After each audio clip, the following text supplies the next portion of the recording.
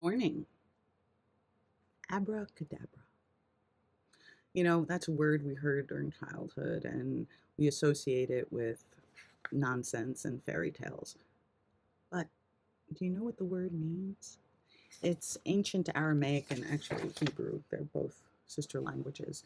And the word abracadabra means I create as I speak. Let me say that again. I create as I speak. You know, Words are our building blocks for creation. We create with words, whether they are the words that we speak or the words that we use in our head to speak to ourselves. And we manifest with these words. So that brings us to the first agreement. Be impeccable with your word. Ruiz says the first agreement is the most important one and also the most difficult one to honor. It is so important that with just this first agreement, you will be able to transcend the level of existence I call heaven on earth. Your word is the power that you have to create. It is through the word that you manifest everything. Regardless of what language you speak, your intent manifests through the word. The word is not just a sound or a written symbol. The word is a force. It is the power you have to express and communicate, to think, and thereby to create the events in your life. The word is the most powerful tool you have as a human. It is the tool of magic. All the magic you possess is based on your word. Your word is pure magic, and misuse of your word is black magic. You know, I was a seeker my whole life. By the time I was 7, I was studying astrology. By the time I was 11, I was studying tarot. Through my teenage years, I was studying Wiccan, Buddhism, Kabbalism, Hinduism, all isms, right? But it wasn't until I had my dark night of the soul when I was in my 30s and I had my spiritual awakening that I really started to understand everything. And everything starts with the words you speak and the words you think. Turns out I had been a master manifester because of the words I was using to create all the shit in my life. So I would like you to start thinking of yourselves as magicians, okay? And your words are your magic wand. They cast spells, okay? Um, every word carries energy, and you can sense that in your body.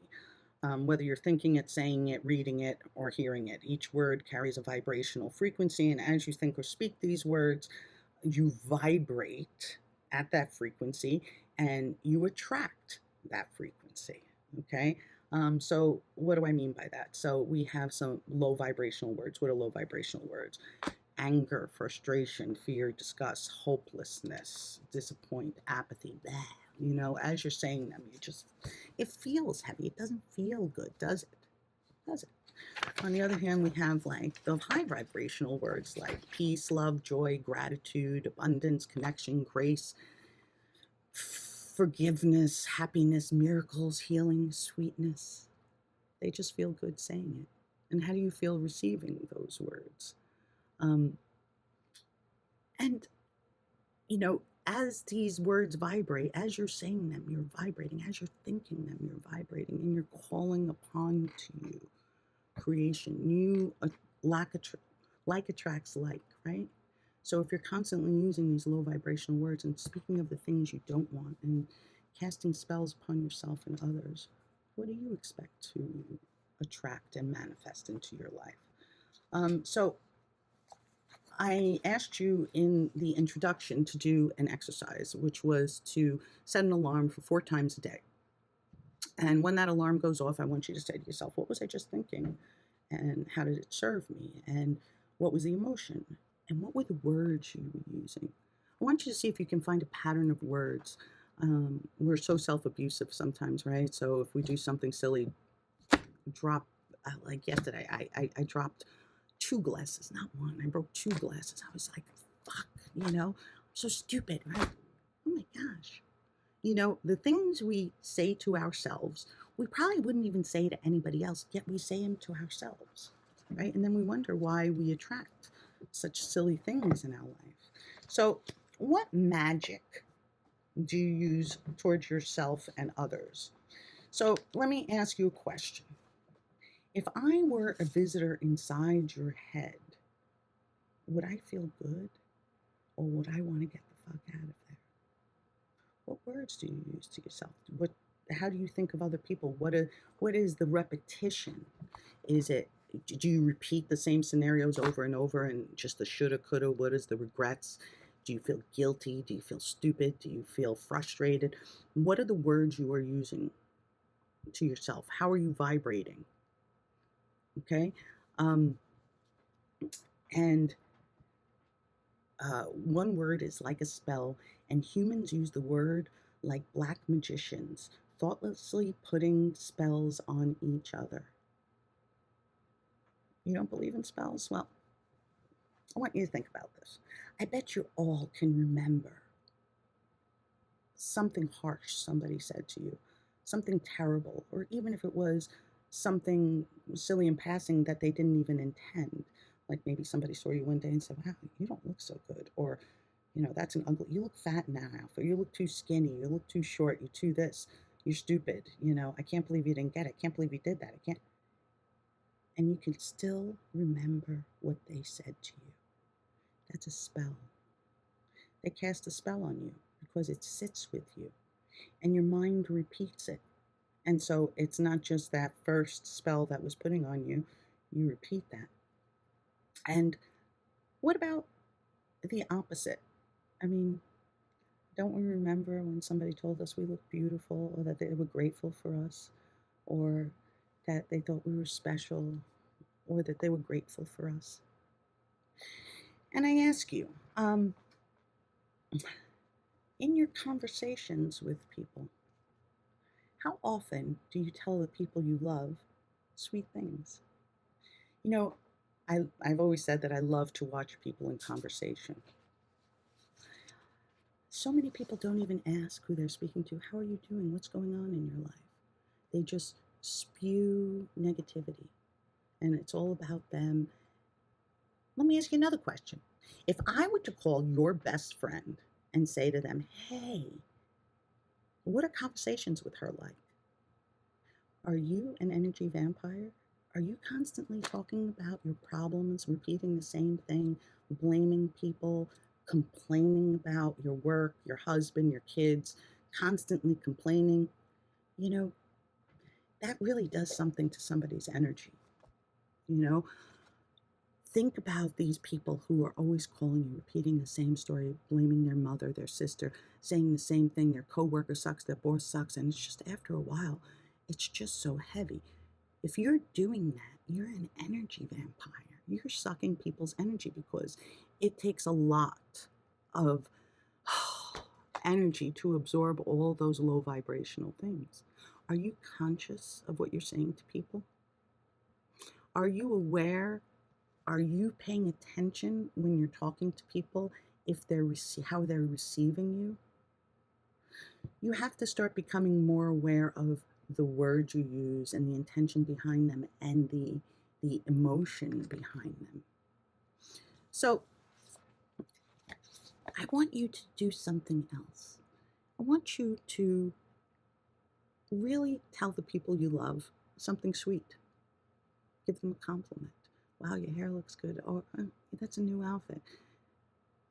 And I really like the way that looks on you. Or I'm so grateful that you're my friend and thank you for listening to me. Words of gratitude. Gratitude is the ultimate state of receivership. When you are saying thank you are saying, I am receiving something that I love. Thank you. So, how often do you do that? These spells that we cast on people can last a lifetime.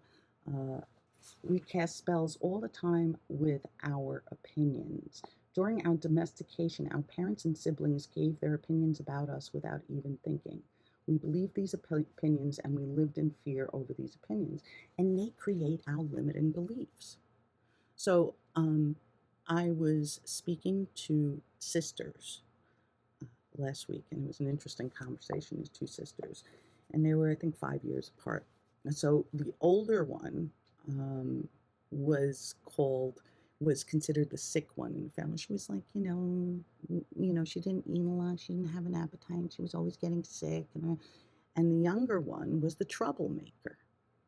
So, I mean, now they're in their 50s and they still carry around that spell. The older one is always getting sick and she's like very victimy and, oh, poor me, poor me, poor me. And the younger one is just full of, feist and anger and she likes to cause trouble. It became who she is through these words that we cast our spell upon. So, the other thing I want to say, I want you to talk about this. Well, let's talk about this. A sin is anything that you do which goes against yourself. Everything you feel or believe or say that goes against yourself is a sin. You go against yourself when you judge or blame yourself for anything. Being impeccable is not going against yourself. When you are impeccable, you take responsibility for your actions, but you do not judge or blame yourself. So, being the gentle observer, not judging yourself for what you do harshly and beating yourself up, that doesn't work. You can't shame yourself into change. You have to love yourself into change. Um, so, how do we know how to speak to ourselves and what words to use? I want you to pretend that your inner voice is your lover, somebody who you're so in love with and you want to feel beautiful and special around them. So let's just say this. We all have this thing, right? We look at some other girl, we look at their hair, we're like, oh, I wish I had her hair, or she's got a great body, I wish I had that body, or she dresses so nice, she's so classy, right? And we say these things to ourselves, we compare ourselves, we put ourselves down. Now, imagine if your lover came over to you and said to you, I wish you had hair like her. I wish you dressed like Mary. I wish you would lose weight and look a little more like Joan. Oh my goodness, that would be so hurtful. Yet, we say those things to ourselves all the time. That is a sin. We're betraying ourselves. And think about what you attract with those words. Pay attention to your words that you use. So, and we're all guilty of this shit. Don't think, being impeccable with your word is the correct use of your energy. It means to use your energy in the direction of truth and love for yourself. Okay?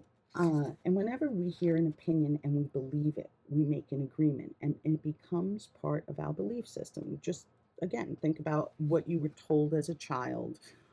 Those things become part of your belief system.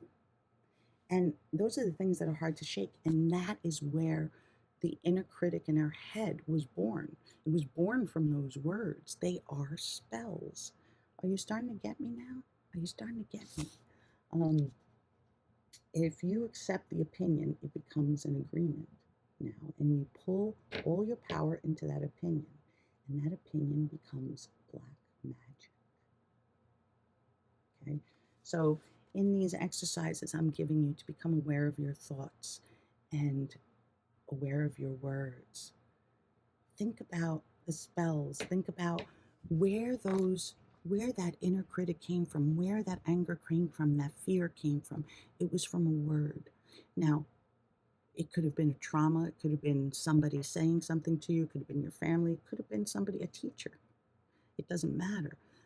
But those words cast a spell inside you that became your belief system.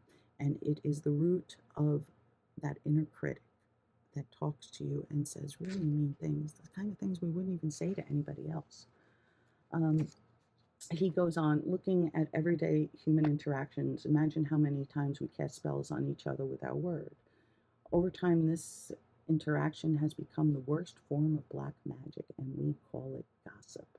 Gossip is black magic at its very worst because it is pure poison. And gossiping has become the main form of communication in human society. Misery likes company, and people who are suffering in hell don't want to be alone. Fear and suffering are an important part of the dream of this planet. So, you know, going on social media, never mind what people post. Did you ever look at the comments? Oh my God. People just like to spread fear and hate. And obviously, it's a reflection of who they are, but it's very hurtful. What is the intention behind those words? And how are you using that? It's, you might be directing it towards somebody, but it is causing a vibrational frequency in you. Okay. So, what are you attracting by using that kind of stuff? So, in being impeccable with our word, I am going to invite you to really pay attention to the words that you're using and invite you to start changing your words a bit. Start noticing the words that you use a lot that aren't in line with what you want and change them up. I always ask people, what do you want in life? Most people have no idea. They usually give me the answer, I want to be happy.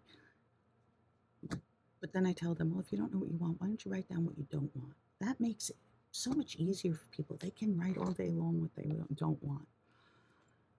Start figuring out the things you want by making a list of the things you don't want and flip it around. What makes you happy? What brings you joy?